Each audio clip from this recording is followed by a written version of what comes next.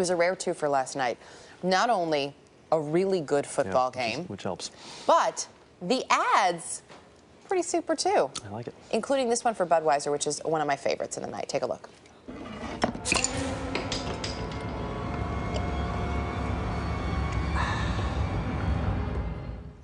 Blue jean baby,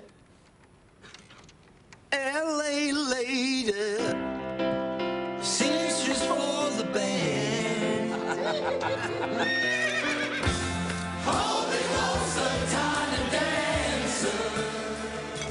Channels the scene and Almost Famous when they're on the bus. It's just a great song. It's a great ad. It's always great to incorporate a little Elton John. Joining us now to break down the good, the bad, and the ugly of the Super Bowl commercials is marketing expert and author of Fascinate, Sally Hogshead, and she is here this morning for us. Sally, good to see you. How are you? Good to see you. Good morning. So, having watched the entire inventory of ads last night, how would you say, how did this Super Bowl stack up? Oh, it was great. This year we saw the return to the simple, brilliant idea. The ads that won were not the ones with the flashy, over-the-top special effects, and it wasn't even necessarily the ones with the glossy celebrities. This was about great ideas, including the little Darth Vader, which we've seen a lot of. And you love this ad for Volkswagen. Come on, how can you not love the little Darth Vader? I did love this one as well. The kid is so adorable. And it's been getting so much attention online, and of course, as everybody handicaps the day after. And you know, I think for good reason, because who doesn't remember Star Wars and have that attachment? And it's not just for the baby boomers who grew up with Star Wars. It's for the moms. It's got some technology for the guys. This is a total crowd pleaser. Yeah. So it's got the whole package. In the auto industry, really, I mean, they jump back, a lot of auto ads and a lot of movie ads, but one of the auto ads, we saw the Volkswagen there with Darth Vader. The one that I really liked was early on in the broadcast, and it was the kind of the posh prison breakout. Let's just play a quick little clip of it here. Warden, two boys going for a stroll. Release the hounds.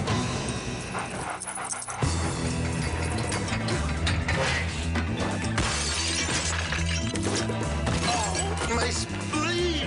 Now what? It didn't work. Hit him with the Kenny G.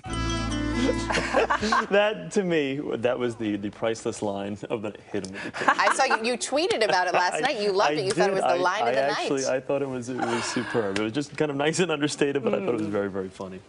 How did you think that would rank, though? Well, I thought it was wonderful because it was the kind of storyline that we can all surprise and relate to, but it also made the product, it made a statement about the product that we wouldn't have thought of before. It was really cute, and that one was for Audi. Snickers was back this year. I don't know. I think it's hard to top Betty White. Could not. What do you think? No way. I'm sorry. This was not a Betty White redo. Yeah.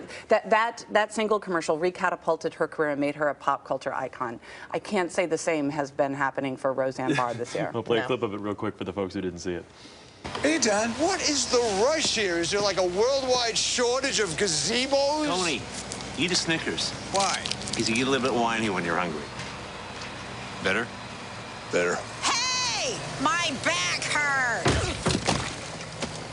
Now my front hurts. You're not you when you're hungry. That was a funny line by Richard Lewis. That was our worldwide shortage of gazebos, but the whole Roseanne thing, not so much. That one fell flat for me. Eminem, you talk about, I mean, in two different commercials, and both were actually pretty good. It was the year of the Eminem. Who knew? And this was the Chrysler commercial, which also in some ways was a commercial for Detroit, where of course Eminem is from. But I will say, it actually, I think I was doing dishes or something, and all of a sudden I heard the music, and I stopped and I turned and I watched that whole commercial.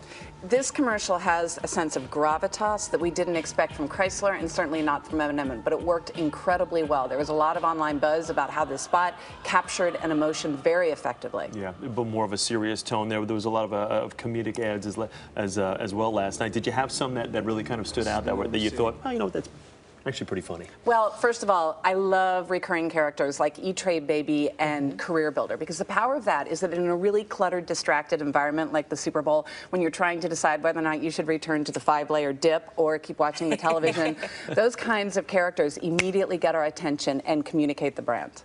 And the Monkees actually had another message in there as well. You're talking about the Career Builder Monkees, and I think we have the shot here. You say this brings up an important point, too, just about the state of the economy. Could you imagine 2 years ago, during the recession, people complaining about the fact that they work with monkeys? People were just happy to have a job, and things are still tough, but this ad indicates that people are going to be hiring again, and that it's not only okay to be looking for a new job, but that you should find one in which you're not stuck, trapped between working for two monkeys Yankees. You got it. All right. Thank you. Good to Thank see you. you. Sally, thanks for coming in.